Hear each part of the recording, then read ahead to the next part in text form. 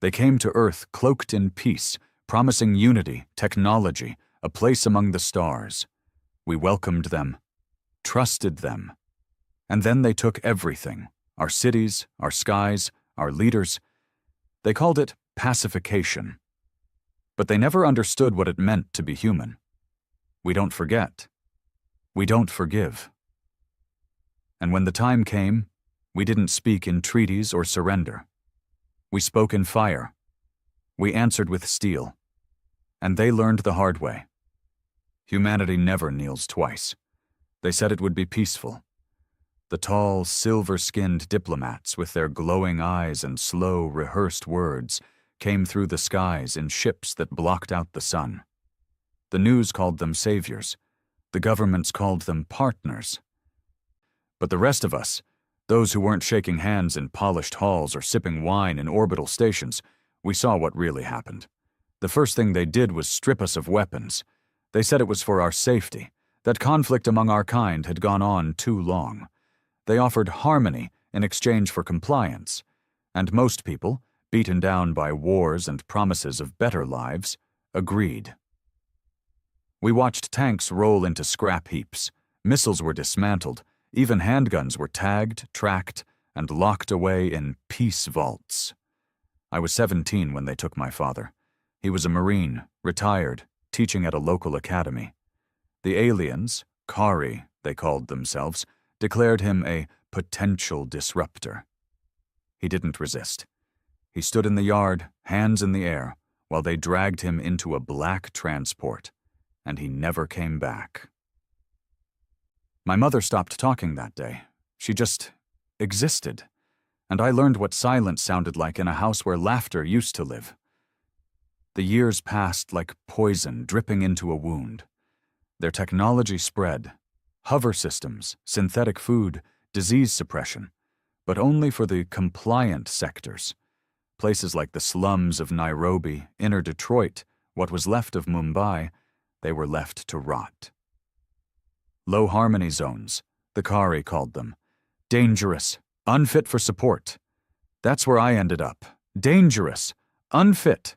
We called ourselves the Ashborn, a name we didn't earn, but one we chose, because we were the ones left after everything was burned.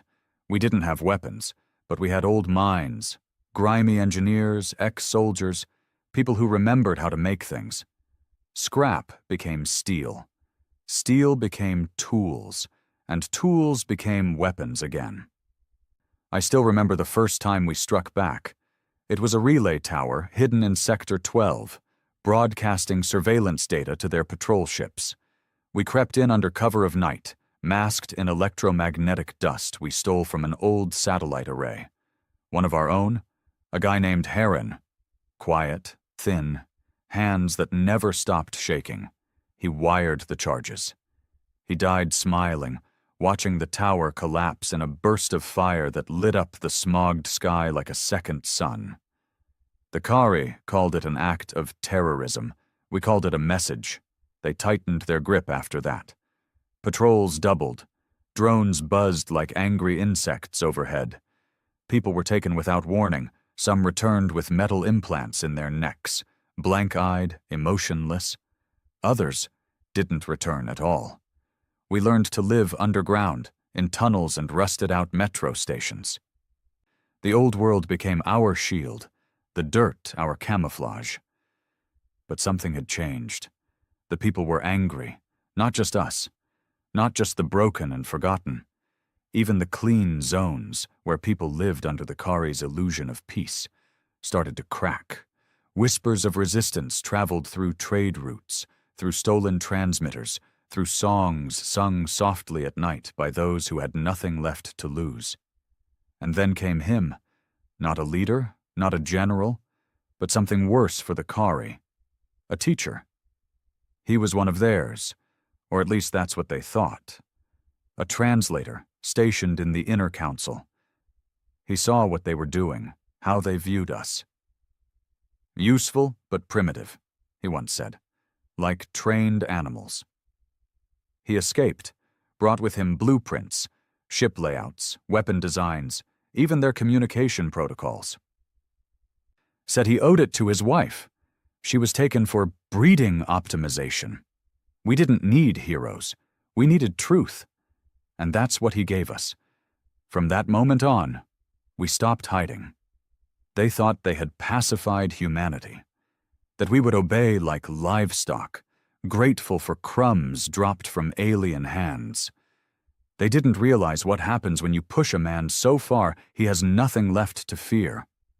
They forgot who we were before we were peaceful, before we were silent, before they took everything. Now we are rising, not as soldiers, but as the ghosts of every injustice they thought we'd forget. And this time, we aren't coming with words. We're coming with fire and steel. We weren't an army, not in the beginning. We didn't have uniforms, no rank patches, no polished boots, no flags waving over some glorious cause. All we had were people, broken, pissed off, hollow-eyed people who'd lost too much and learned the hard way that waiting for help was a dead man's gamble. But piece by piece, we became something else. Our safe house was buried under the ruins of what used to be a library. Funny, right? The Kari burned every information bank they didn't approve, called it data purification. But books? They ignored those, too primitive for their attention. That was their first mistake. We learned from the books they left behind about guerrilla warfare, sabotage, asymmetric tactics, real old-world stuff. Stuff they never expected from a species they thought was too soft, too emotional, too human. But emotion? That's what made us dangerous. That's what made us fight. I remember the day the resistance stopped being just talk and hiding. We were holed up with a small group, 8 of us. No more, staring at blueprints the translator brought us. His name was Thorn. No surname, no backstory. Just Thorn. Cold eyes, jaw locked like he chewed steel. And his voice. Never loud. Just quiet enough that you leaned in to listen, like the kind of guy who didn't waste words unless he meant every one of them. They've got a fusion node 4 clicks underground in Sector 7, he said, pointing to a blinking square on the map. It powers the orbital command grid. We kill it, we blind them. He said it like we were just flipping a switch. But we knew what that meant. Hundreds of Kari enforcers, drones, turrets, probably a few of those spine-rigged peacekeepers with eyes that glowed like dying suns. You want us to walk into a hornet nest with kitchen knives? I asked. Thorn didn't even blink. I want you to burn it, and we did. We spent the next 11 days scavenging explosives from an old mining rig, hacking into supply drones, and rerouting power from the abandoned metro tunnels. Every second we worked, the tension in the air got heavier, like the ground itself was warning us. We lost 3 people before the mission even started. One crushed under a rusted support beam, another caught by a drone while scavenging wires, and then Mia, our comms runner, got grabbed on her way back from relaying signals to a resistance pocket in the West Ridge. They found her body dumped outside our tunnel, spine bent, eyes open, with harmony denied burned into her chest with plasma. That was the Kari way. No trial, no mercy, just messages. We buried her with a rusted dog tag and a prayer none of us really believed in. But that was it. That was the last time we played defense. The night of the strike, everything was silent. No wind, no distant gunfire, no drone buzz, just silence, so thick it felt wrong. I led the team. Myself, Thorn, Juno, and 2 others. Beck, who used to be a mechanic, and Corin, who never said more than 5 words unless bullets were flying. We moved through the tunnels like ghosts, hugging the shadows, every step a gamble. I could feel my heart punching my ribs the entire time, but I didn't slow down. Couldn't. We reached the node at 0237. What they said was true. Massive fusion reactors lined the underground walls, humming like sleeping monsters. And around them? Kari guards, tall and silver-skinned, their faces expressionless behind chrome visors, holding weapons that disintegrated bone in less than a second. But Thorn knew the back doors. Turns out, being a translator had its perks. We slipped in through a maintenance tunnel and planted the charges across the core's coolant shafts, each one wired to an old detonator that Koran slapped together from a mining rig's failsafe.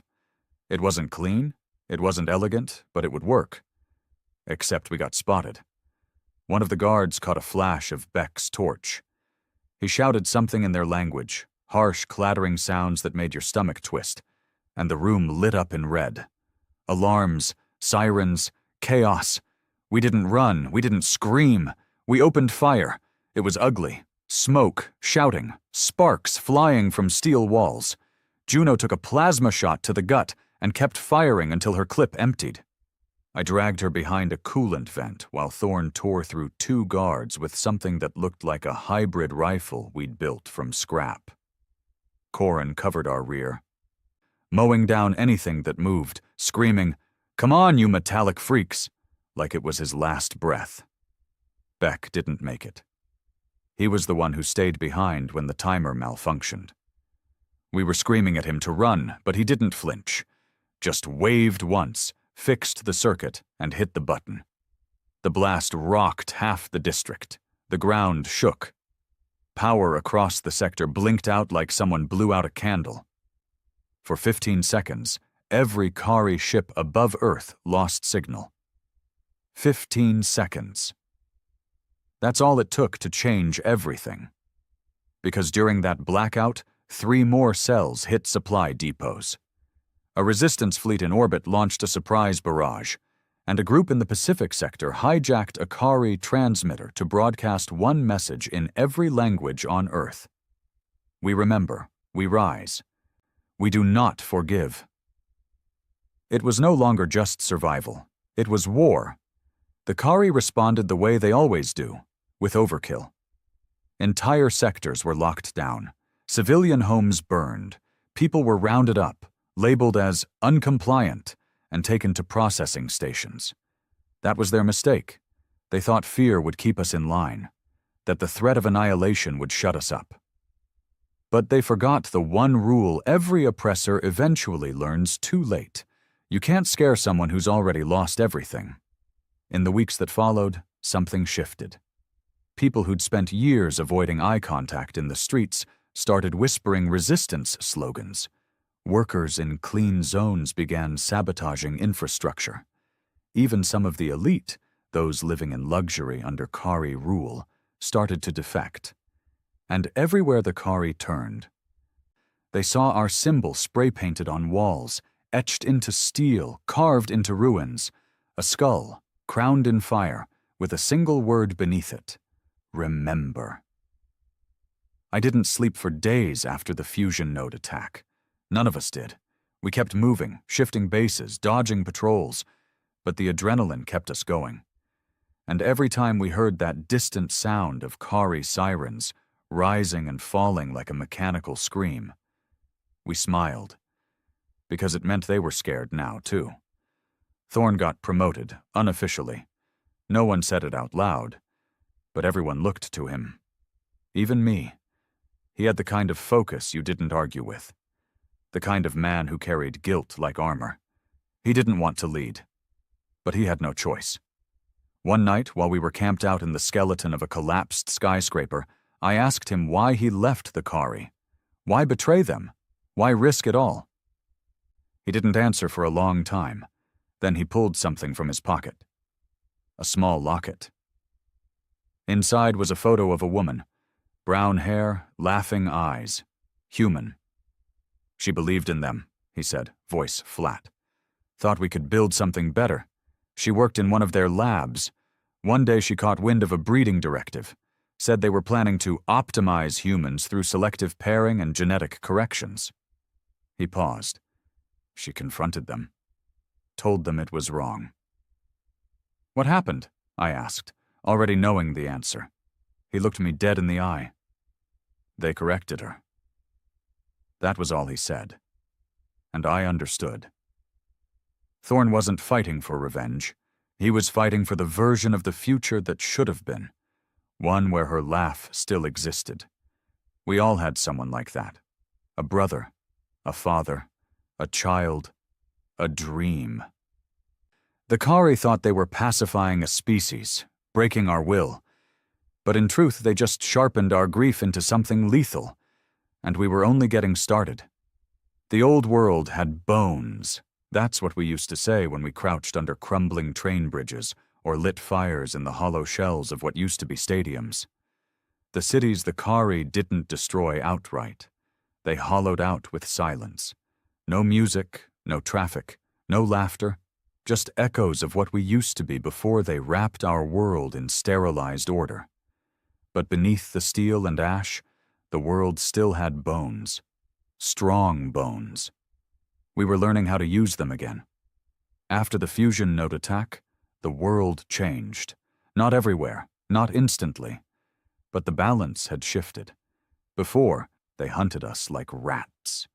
Now they watched the shadows, twitched at noises. They armored their patrols, doubled their recon drones, changed their codes every night. Fear had entered their system. But fear cuts both ways. After the blast, my hands didn't stop shaking for days. Juno was gone. Beck was gone. Thorn, he walked like a man already halfway to the grave. He didn't speak for 2 days, just stared at the flame of our campfire like he was watching another world burn behind his eyes. We'd struck a blow, but it had cost us, and more would come.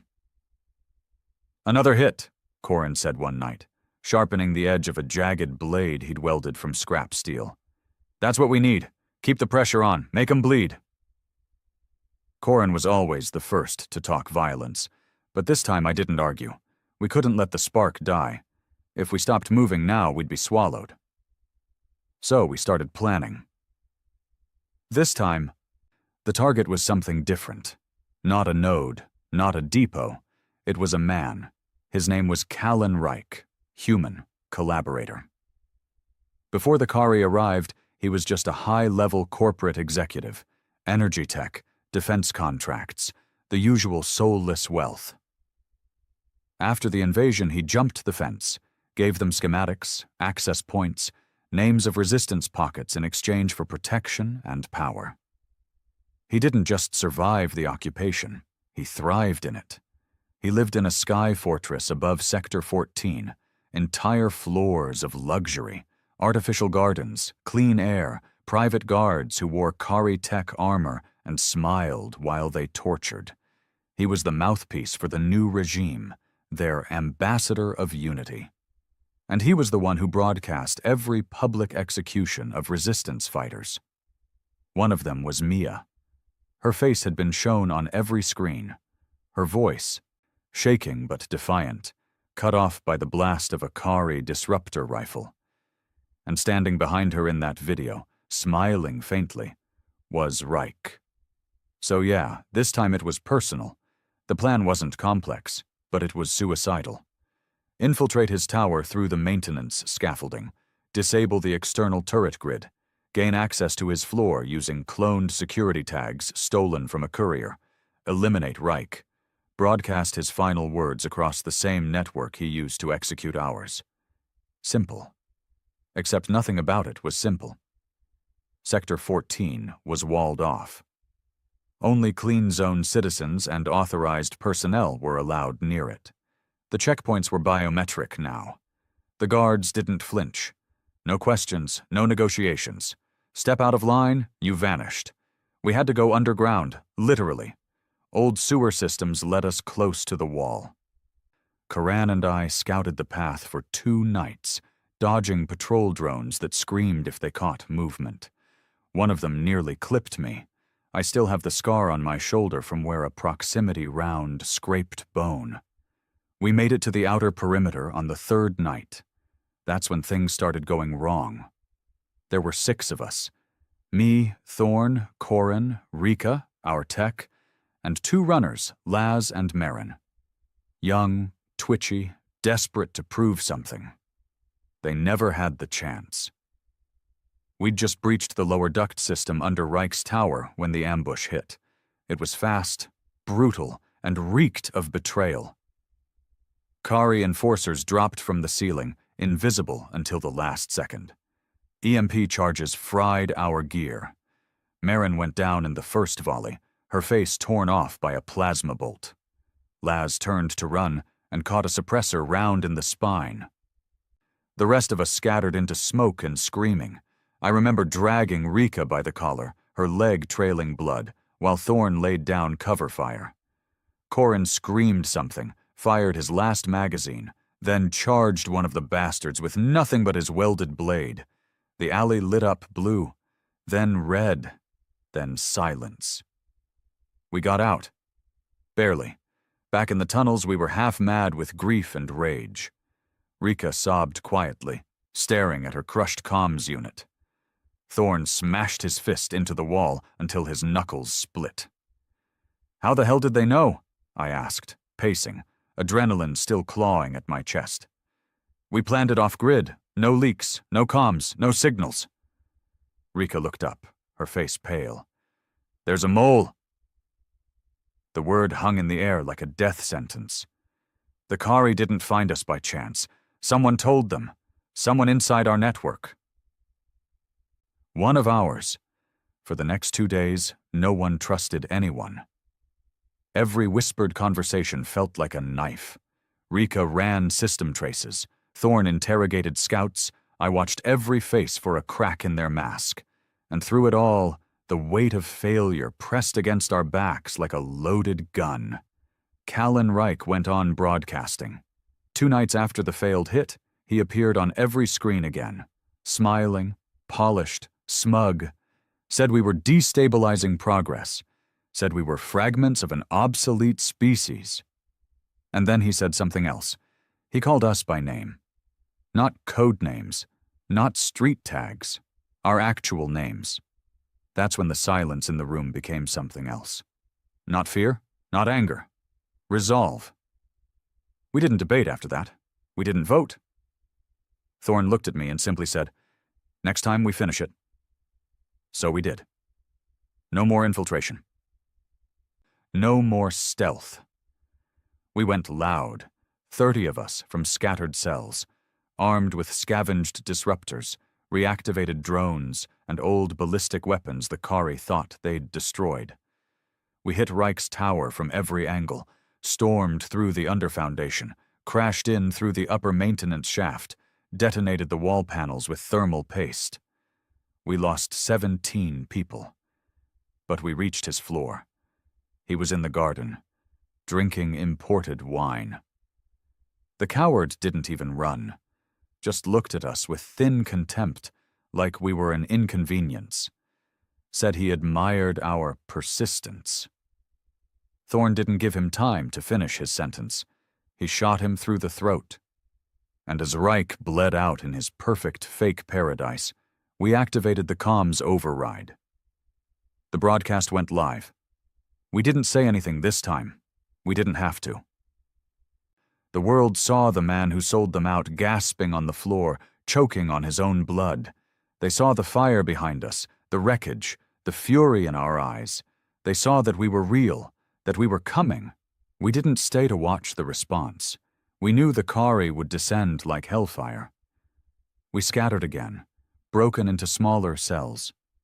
But this time, it wasn't just us anymore. The message had spread. From the cities in the north to the jungles in the south, resistance flags were rising. Whole clean zones were starting to fracture. Guards defected. Civilian workers smuggled weapons. Entire food depots went missing, and no one claimed responsibility. The Kari were losing control, and somewhere deep in their quiet, methodical minds, they must have realized. They didn't pacify us. They just delayed the inevitable. Because now, humanity had remembered something ancient, something buried under centuries of comfort and compromise. We remembered fire. We remembered rage. We remembered that when someone puts a boot on your neck, there comes a day when your hand rises, not to beg, but to break, and that day was coming faster than they could calculate. War doesn't just break the world, it breaks the soul. You start with fury, that raw, blinding energy that fuels your first strikes, your first kills. You think it'll carry you through. But after the adrenaline fades, and the smoke clears, you're left standing in the rubble, holding a weapon in one hand and regret in the other. We'd killed Callan Reich, made a statement. But in doing so, we'd signed a blood pact with something darker. They hit back hard. Sector 6 was glassed. That wasn't an expression. They literally turned it to glass, bombarded from orbit until the ground bubbled and cooled like obsidian. No warning, no evacuations. 200,000 civilians, gone, just to make a point. "This is what rebellion brings," said the broadcast that followed. We knew better. It wasn't a warning. It was panic. They were scared, and that made them dangerous. But it also meant they were slipping. More human colonies began cutting communication with the central Kari hubs. Supply lines collapsed. Once loyal governors went dark, either joining the resistance or fleeing into hiding.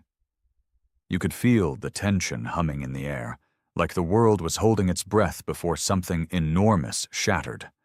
Thorne called a council, not a real one, just a circle of us sitting around in what used to be a subway tunnel, the flickering light of an old fusion lantern casting warped shadows on the cracked tile walls. There were no uniforms, no ranks, just faces worn down by weeks without sleep, and eyes that had seen too much to ever close again. "We've hit them hard," Thorne began, voice low, even. "But tactical strikes won't win this alone. They'll adapt. They always do." "What do you suggest?" Rika asked, her left hand still wrapped in gauze from the last op. "More glassing? More public executions?" Thorne shook his head. "No. We need to hit something that actually matters, something alive." He pulled up a holomap, a massive complex in the northern shield, buried deep beneath frozen ground. It was called ARC-12, a hybrid facility, part laboratory, part detention site, part breeding camp. That was the word that stuck in all our throats. Breeding. The Kari weren't just occupying us, they were re-engineering us, pairing off humans by compatibility, wiping memories, implanting behavior dampeners, raising the next generation to be more docile, more controllable. ARC-12 was their blueprint for turning humanity into pets. We weren't going to let that happen. The problem was, ARC-12 was a fortress, covered in kilometers of ice and steel, with automated drones, pulse barriers, and a full battalion of Kari shock troopers. No one had ever breached it. No one had even gotten close. But desperation turns men into monsters, and we were ready to become worse than monsters if it meant tearing that place apart. The assault force was just 15 of us. We didn't need numbers. We needed teeth. Corin led the breach team. He lived for chaos. Rika ran infiltration, wired into every hacked drone and camera feed we could get our hands on. I was point on extraction. And Thorne? Thorne was going inside. "You sure about this?" I asked him before we left. He was strapping a plasma blade to his belt, checking the charge with the same calm he always had. "If I'm not," he said, "then none of this matters." He wasn't wrong. ARC-12 didn't just represent their plan. It was their faith, their twisted belief that they could control what they didn't understand, that they could rewrite humanity. So we made a promise. If one of us reached the core, we'd burn everything, not just the labs, not just the cells. We'd destroy the records, the experiments, the data, the idea of it. Let them fear what we could be when left untouched. We reached the outer ice wall under cover of a blizzard. Visibility was shit, sensors were jammed, and the cold tried to crawl into our bones. But we moved, quiet and relentless, like shadows armed with fury. The first contact was brutal. Turrets spotted Koran's squad. Plasma fire lit up the white haze like a strobe. He didn't flinch. Threw 2 charges, blew the first wall, and rushed in screaming something primal. He was born for this. Inside, it was worse. Cells lined the halls. Men, women, children, all with black neural bands welded into the backs of their skulls. Most didn't even react when we passed. Blank stares, hollow eyes. They'd been broken. "Can we get them out?" I asked Rika over the comms. "Too many. Too slow. They'll glass us before we move a quarter of them." The words felt like knives in my gut. So we made a choice. We activated the neural dampener disruptors, devices we barely understood, built from Kari scraps. They were meant to fry the implants, give the captives back their minds. But we didn't know what would happen. Some screamed, some collapsed, some just looked up. And for the first time in who knows how long, they remembered they were human. We armed them with what we could, told them to run, to fight.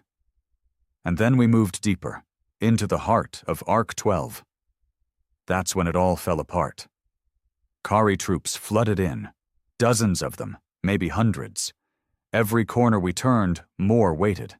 Rika screamed over comms that power was spiking, an orbital strike incoming. 10 minutes, she cried. We're getting wiped. We were running out of time. Thorn broke off, heading for the data core. Corin stayed behind to hold the line. I followed Thorn, because I knew he wouldn't come back without help. The core room was massive, cold, clean, humming with lights that didn't belong to this world. A Kari overseer stood there, tall and elegant, covered in tendrils of data wire, like a living machine. "You do not belong here," it said. Neither did it. Thorn didn't speak. He just drew the plasma blade and charged. The fight was brutal. The overseer moved like lightning, but Thorn had fury on his side. They clashed, steel and fire and light, until Thorn plunged the blade into its chest and sent sparks flying into the dark. Then he pulled the detonator from his coat. "No time for a slow burn," he said, breathing hard. "You've got to go." "I'm not leaving you," I said, stepping forward. "Yes, you are," he snapped. "This data can't survive. If they keep their records, they'll just build another one. We end it here." He shoved the chip drive into my chest. "Tell them what we saw, what we stopped." Then he pushed me back and slammed the door shut. I screamed, pounded the steel, tried to override the lock. Nothing worked. I heard the explosion as I ran, felt the shockwave chase me through the corridor. It tore through the walls, fire curling around corners like a beast unleashed. I barely made it to the evac point. Koran was gone. Rika was crying as she flew the skimmer away from the collapsing ice shell. Arc 12 was gone. And so was Thorn. But the signal he sent out, the data we retrieved, the files showing what they'd planned, it spread faster than we could have hoped. Underground servers, pirate satellites, word of mouth. People saw the truth. The Kari weren't here to coexist. They weren't here to lead. They were here to erase. And now the world knew it. Entire cities began revolting. Clean zones broke apart. Militias rose from the ashes. Even some of the Kari's own hybrids, the ones they'd corrected, started defecting. The fire was spreading.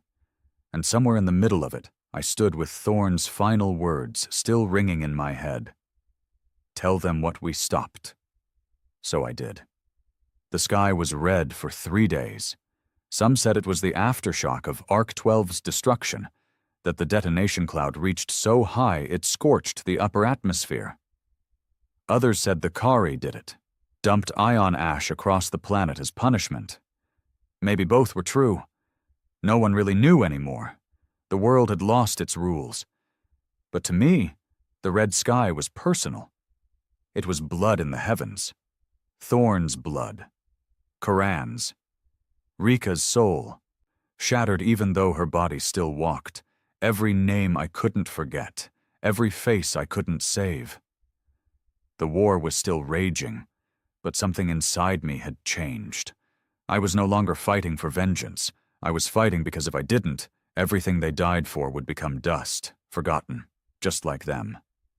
I spent 3 days wandering through the ruins of what used to be a residential sector, just outside the reach of the blast. No comms, no allies, just me, a half-empty pack, and Thorne's chip drive strapped to my chest. The files on that drive weren't just names or experiments.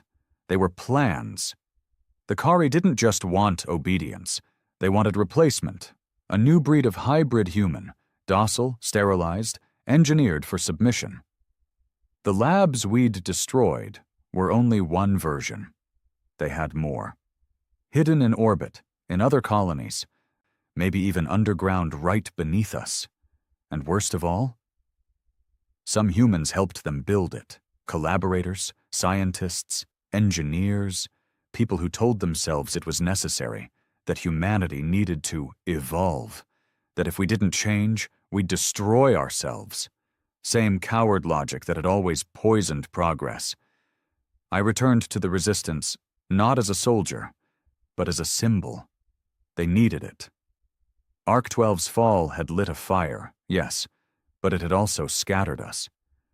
The Kari retaliated by leveling entire sectors, not precision strikes, not tactical operations, mass punishment, cities burned, crops turned to ash. They deployed something called phase rot, a slow biological weapon that sterilized soil and poisoned underground water without killing the infected. Entire towns withered in weeks. They didn't want to kill us. They wanted us to stop growing. The Resistance fractured. Some said we should negotiate, said we'd proven our strength, and now it was time for peace talks. Others, like me, knew better.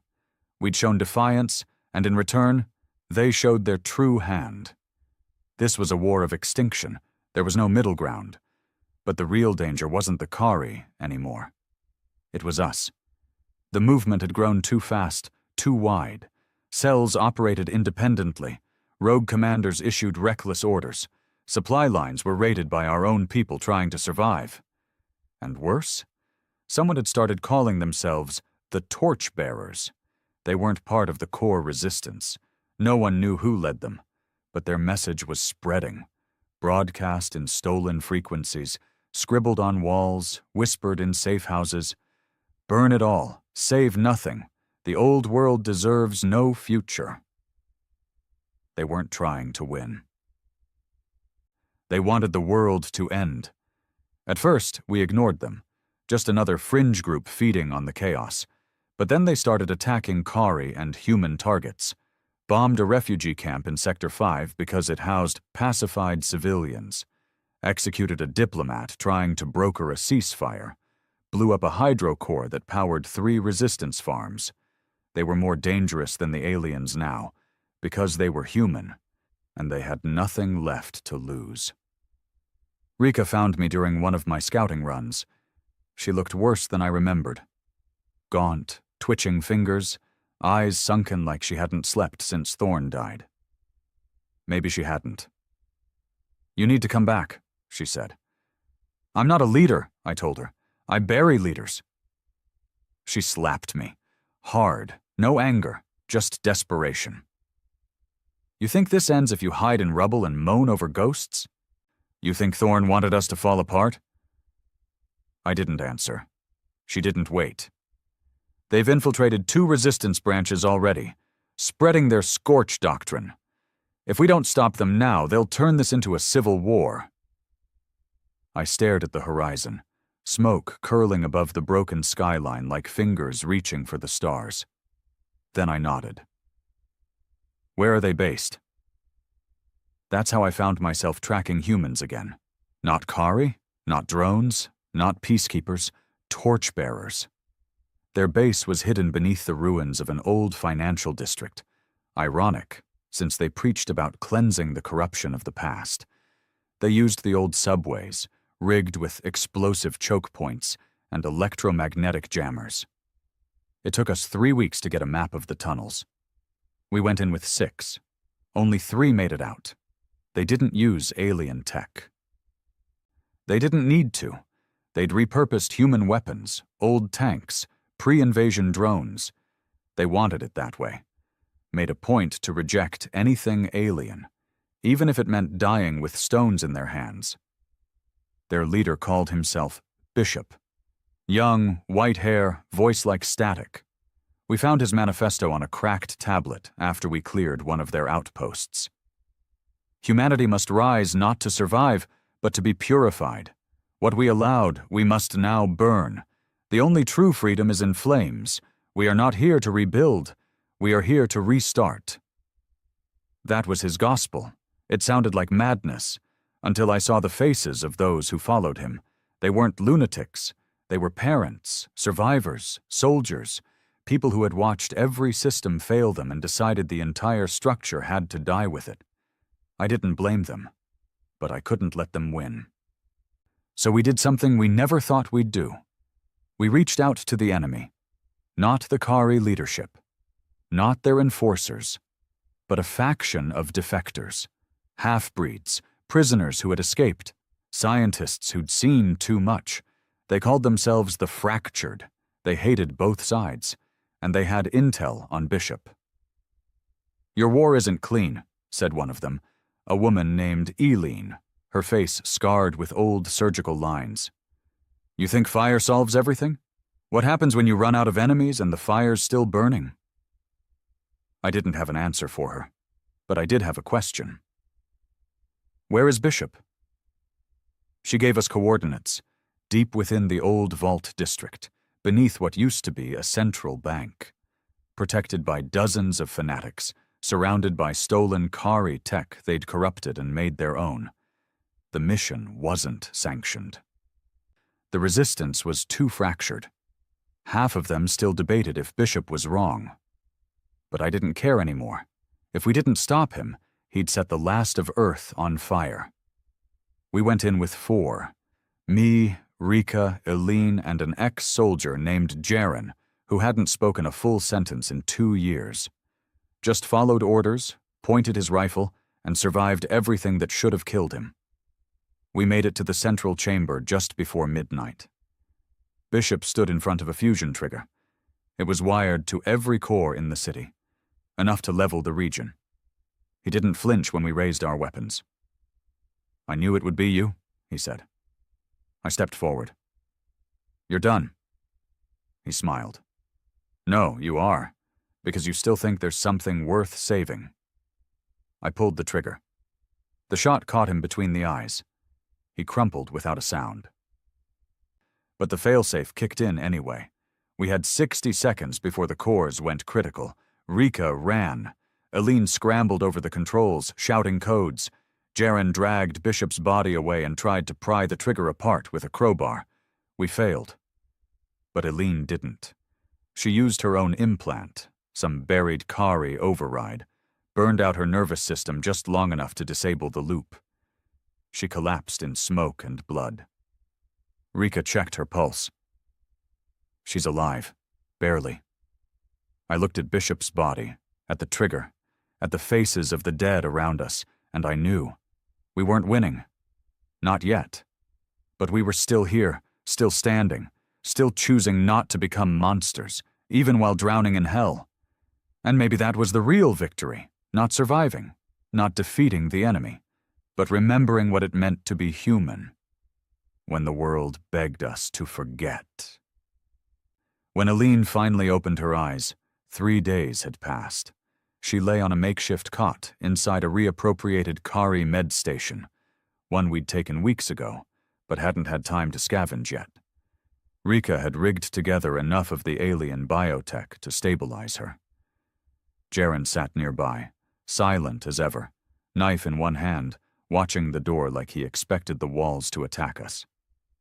Eileen didn't speak right away, just blinked slowly, like her body didn't quite remember how to be alive. "You burned your nervous system to stop a detonation protocol," Rika told her. You shouldn't be here. Eileen smiled faintly, bitter and cracked. I shouldn't have been anywhere after what they did to me. I'm running on borrowed time. She tried to sit up, failed, then stared directly at me. Now you owe me, she whispered. I nodded. I know. And I did. We all did. Without her override, the entire district would have been reduced to ash, and with it, the last fragile pieces of resistance still clinging to hope. But while we were down there stopping a madman from turning Earth into a funeral pyre, the world had kept moving.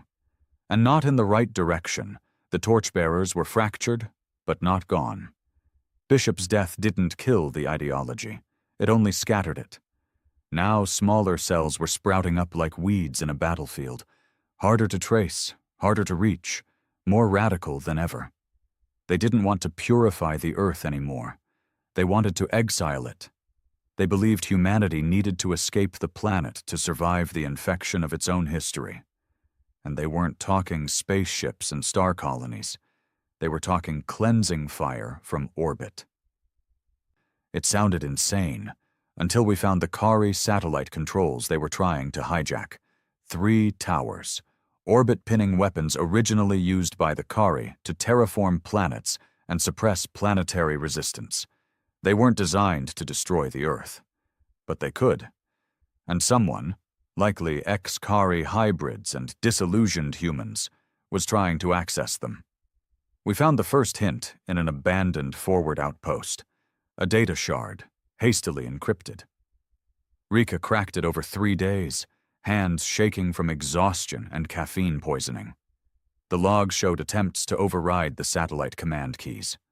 Only 2 attempts had failed. The third was pending. Where's the command uplink? I asked her. She stared at the screen, then at me, pale and terrified. Low orbit platform 9. It's still active. I'd heard of LOP-9. Everyone had. It was supposed to be a diplomatic station, back before the invasion, when the Kari still pretended to care about peace, high-ranking diplomats, tech exchanges, orbital talks. Then one day the feed just cut. No explanation, no survivors, no retrieval missions. People said it was an accident. Others said it was an execution. Now we knew the truth. LOP-9 hadn't been abandoned. It had been repurposed. The Kari left it in orbit, intact. Why destroy it when it could become something useful? Something deadly, something symbolic. They're going to burn the Earth from its own sky, I said. Rika didn't answer. She didn't need to. We launched the mission 2 nights later. We didn't have real shuttles, just a barely functional cargo hauler retrofitted with scrap shielding and an old propulsion core hacked from a Kari drone. Jaren called it the last joke. No one laughed. Eileen came too, against everyone's protests. She had cybernetic nodes across half her spine now, barely walking, constantly wincing from phantom pain. But she knew the system. She knew how they thought. And she refused to let someone else stop what she'd almost died to prevent once already. There were 5 of us, total. Myself, Rika, Jaren, Eileen, and a pilot named Torek, a drunk with a criminal record longer than our fuel range, but the best orbital slipstream navigator anyone could find. Don't touch anything unless you want to die screaming in the cold, he muttered as we strapped in. And pray this tin can doesn't rip open halfway up. Comforting. We launched under a magnetic storm. Radar interference kept us hidden. The climb through the atmosphere was pure chaos. Alarms screaming, hull groaning, lights flickering like a haunted house on life support. But we made it. LOP-9 hung in orbit like a rotting corpse dressed in gold. Elegant curves, gleaming towers, wide solar wings stretching like arms toward the sun. It had once symbolized unity. Now it was a weapon waiting for a trigger. We docked on the dark side. Torek stayed behind to prep for extraction. The rest of us suited up and moved in, weapons drawn, boots clanking on steel. Inside, It was dead silent. No lights, no gravity, just floating debris and the occasional flicker of power from the backup systems. Then came the smell. Even in suits, we could smell it. The stink of rot, of stale blood, of death. This place hadn't just been abandoned, it had been used. We found the first bodies near the control atrium, torn apart, limbs missing. Burn marks that didn't match any known weaponry. Rika nearly vomited in her helmet. "Experiments," Eileen whispered.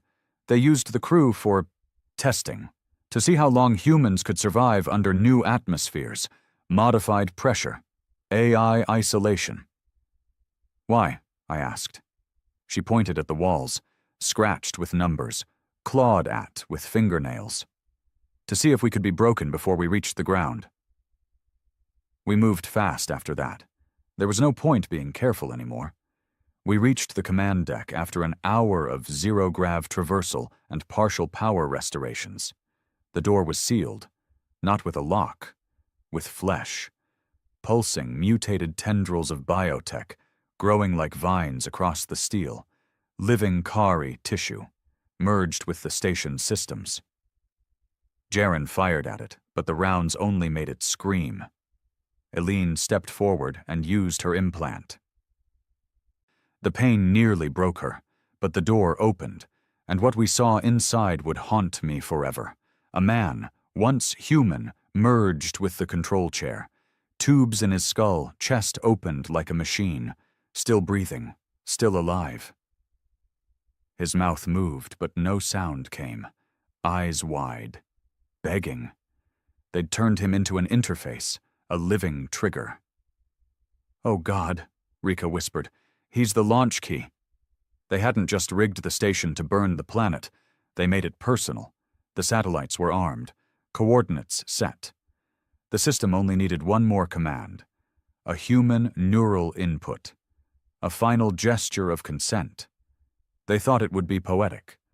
To make us approve our own extinction. Eileen approached slowly. "He was the ambassador," she said. "I remember him. His name was Leverin. He tried to delay the invasion. They made him into this. We had no choice. We couldn't shut the system down. The failsafes were too deeply rooted. The command protocol required a neural pulse. His. Killing him outright wouldn't work. Cutting him loose would trigger an automatic launch. There was only one option. "We have to reroute his signal," Eileen said. "Hijack it through me. It'll kill me, but—" "No," I snapped. "You don't have time to argue," she said, her voice calm. "They're uploading planetary coordinates as we speak. You have maybe 10 minutes before Earth gets turned into a fireball." I looked to Rika. She didn't speak. Just tears behind the visor. Eileen limped forward, hooked her nodes into the terminal, and whispered something I couldn't hear to the man in the chair. Maybe it was sorry. Maybe it was thank you. Then the pain hit her. She screamed once, then again. Blood floated from her nose and ears. Her limbs shook violently. Jaren held her down while I rerouted the uplink. We reversed the command. Instead of firing the satellites, we sent a virus through them, a signal, ancient human code, malicious, irreversible, tearing apart the orbital array from the inside out. One by one, the satellites blinked out. The Earth was safe, for now. Eileen died with her eyes open, staring into the stars she'd once believed would be her escape. We left her body in orbit, not out of disrespect, but because she deserved to watch over what she saved. Torek barely got us out before the station began collapsing under the viral feedback. As we re-entered atmosphere, fire bloomed above us, burning pieces of what the Kari once called peace. We returned to a world on the edge, but no longer helpless. Word spread fast. The people who had tried to light the sky on fire were gone, their weapon destroyed, their plan exposed, and for the first time since it began, Earth breathed. We buried Eileen in the garden ruins outside Sector 12. Jaren placed her neural drive in the roots of a tree she used to talk about, one she'd never seen, only read about. A cherry blossom. It was dead now. But maybe one day something would grow again. Something not born of fire, not vengeance, but survival. And memory.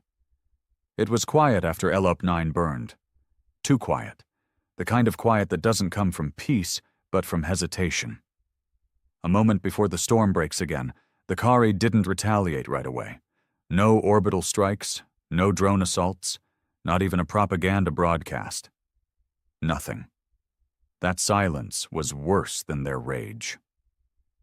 Because it meant they were planning something bigger, something final. We returned to Sector 12 under cover of night, moving through tunnels only the oldest maps remembered. The resistance had grown in our absence. New faces, new fires. People carried old rifles like family heirlooms. Kids no older than 14 stood guard at checkpoints with sharpened scrap spears. They called me Commander now. I didn't argue. Arguing got people killed. Rika handled logistics. Jaren trained new recruits. The resistance was no longer a scattered pack of desperate survivors. It was a network, not unified, not always coordinated, but alive. Dangerous. Still, something had changed since we came back. Eyes watched us differently. There were whispers when we passed. Not fear, not respect. Doubt. I saw it clearest in Rika. She barely spoke during meetings, always looking at the maps but never at the people. One night, I found her alone in the comms room, staring at a frozen screen. It was the satellite uplink log from LOP-9. "What are you looking for?" I asked her. She flinched, closed the display. "Nothing. Just making sure we didn't miss anything." I didn't press, but something about her posture, stiff, rigid, felt wrong. That's the thing about war. It teaches you to read body language better than any lie detector. Something was eating her alive.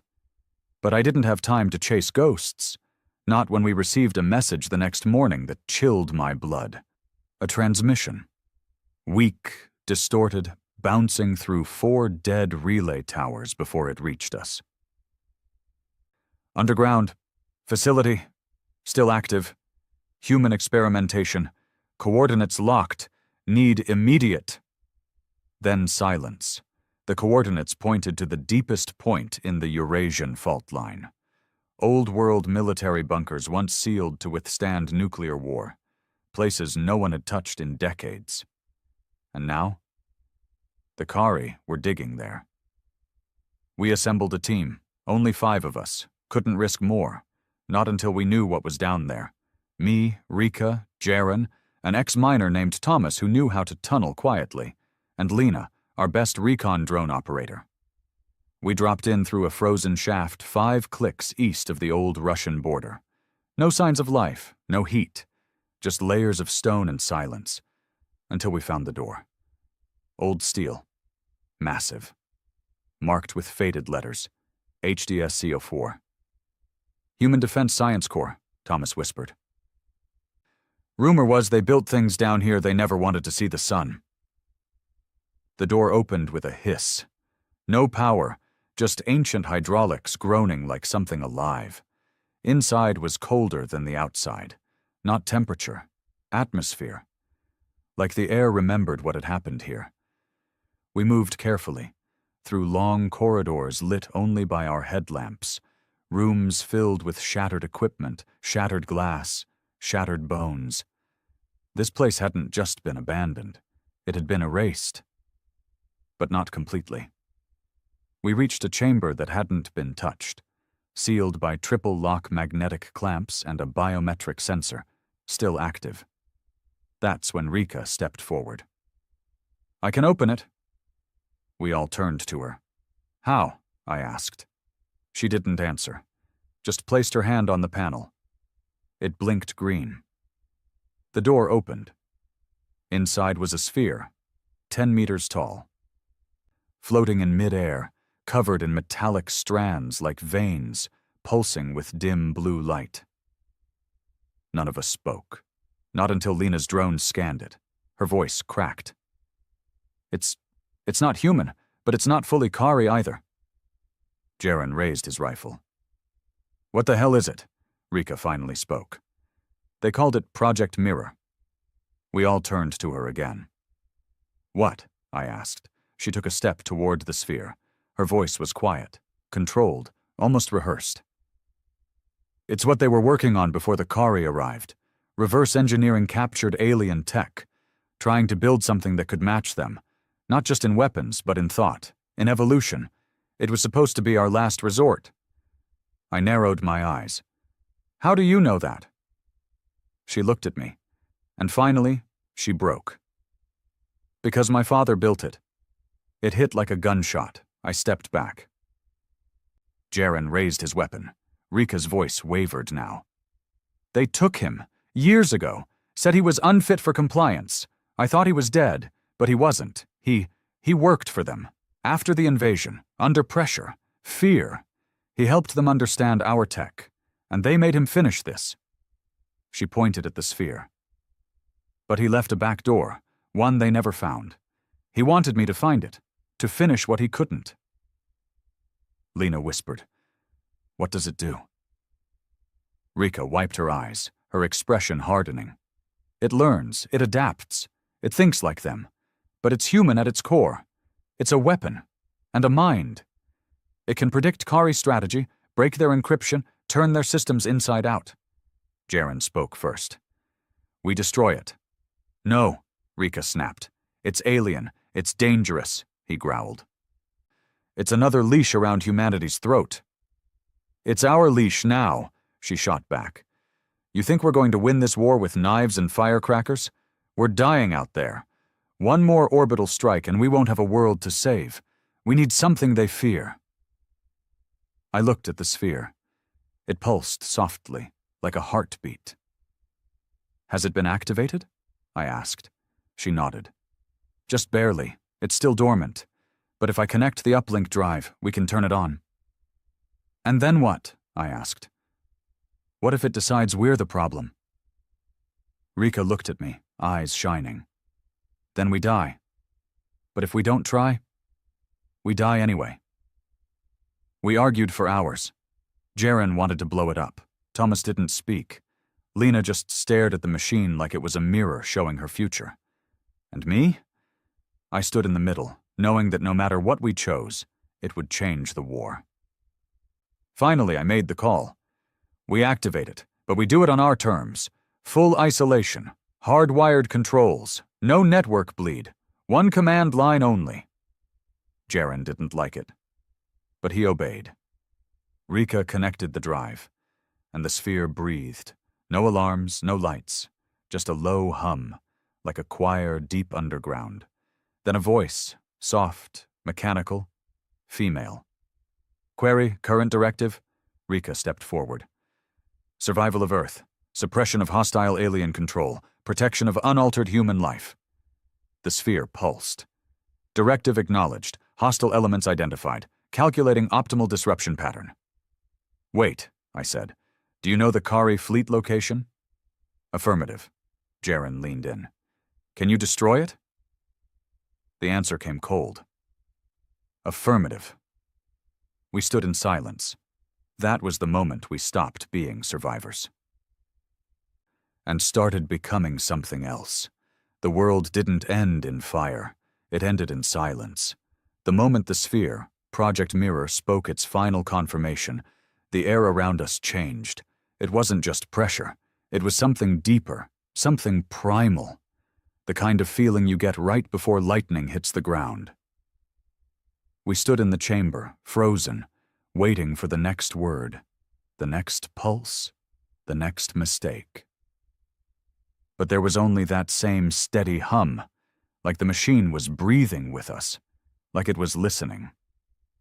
Kari fleet locations confirmed. Initiating counteroffensive protocol. Estimated time to impact, 3 hours, 17 minutes, 52 seconds. And then it fell silent again. No countdown on a screen, no flashing lights, no dramatic fanfare, just that quiet, terrifying certainty. The machine was going to war for us. I turned to Rika, but she was already typing, her hands moving with focus I hadn't seen in weeks. "What are you doing?" I asked. "Limiting access," she said. "I'm hard-coding a kill switch into the primary uplink. One phrase, one key, known only to me. If this thing turns, we shut it down instantly." I didn't ask what the phrase was. I didn't want to know. Jaren paced at the edge of the chamber, rifle slung, eyes twitching at every flicker of the machine's light. "This isn't war anymore," he muttered. "This is annihilation. You realize that, right? We're not fighting the Kari. We're erasing them." I didn't respond, not because he was wrong, but because I'd already accepted it. This wasn't about survival anymore. It was legacy. This war would end, either with our extinction or theirs. Thomas took us back topside. We barely spoke the entire way. The tunnels felt tighter than before. Every echo sounded like judgment. Every footstep felt like it could trigger something ancient and angry beneath the earth. We emerged into a world waiting for word, waiting for hope. And we gave it to them.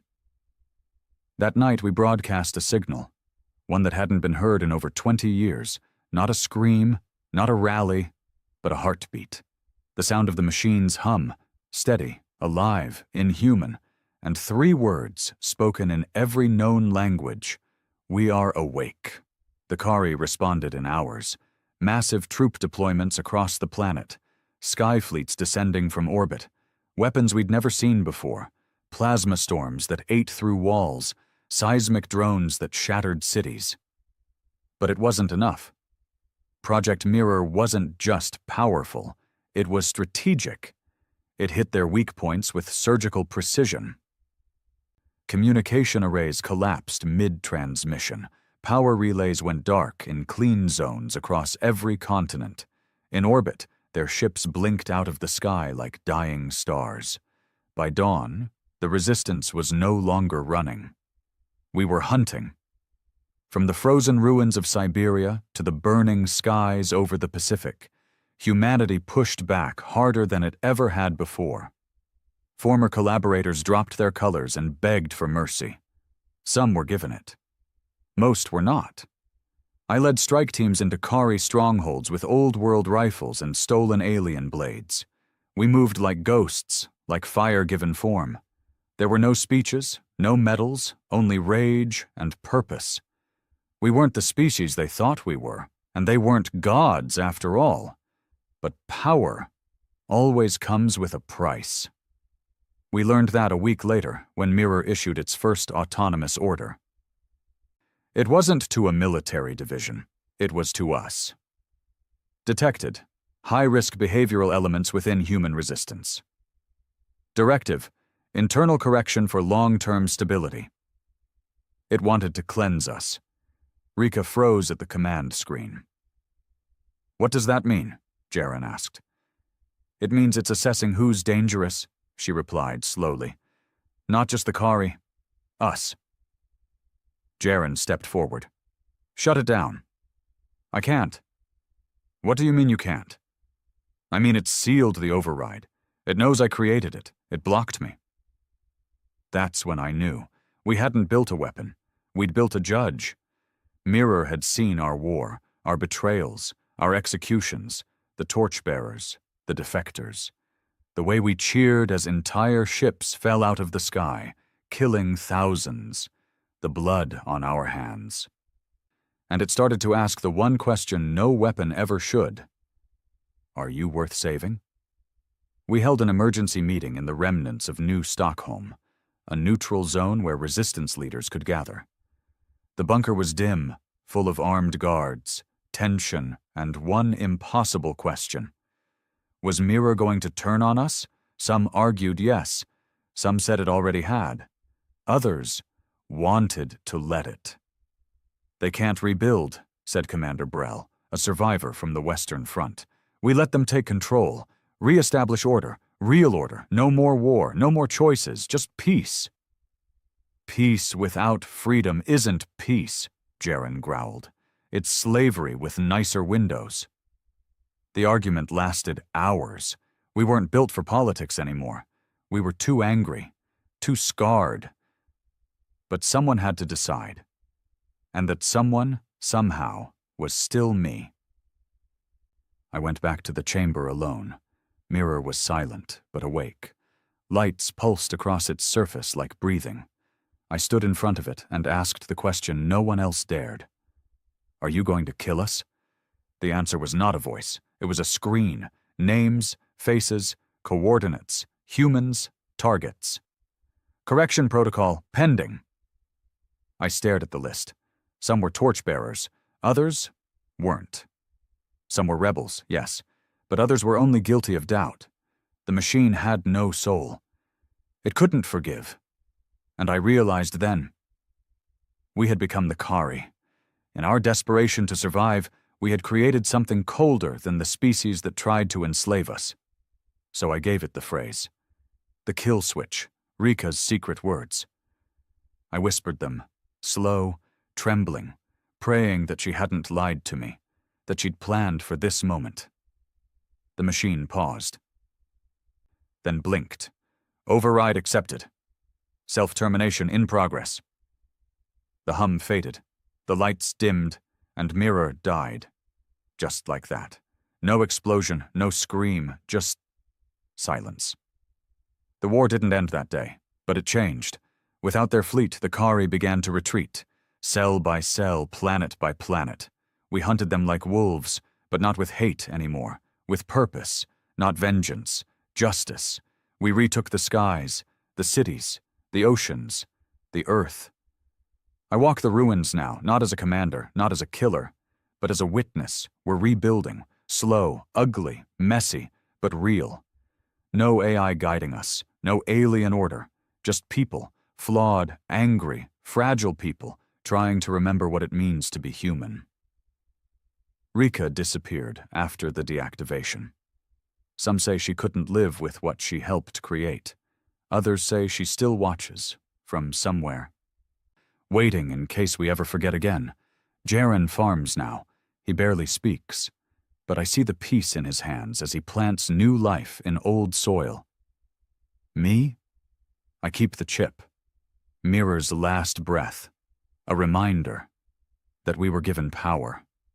And we chose to let it go. Because humanity isn't about being perfect.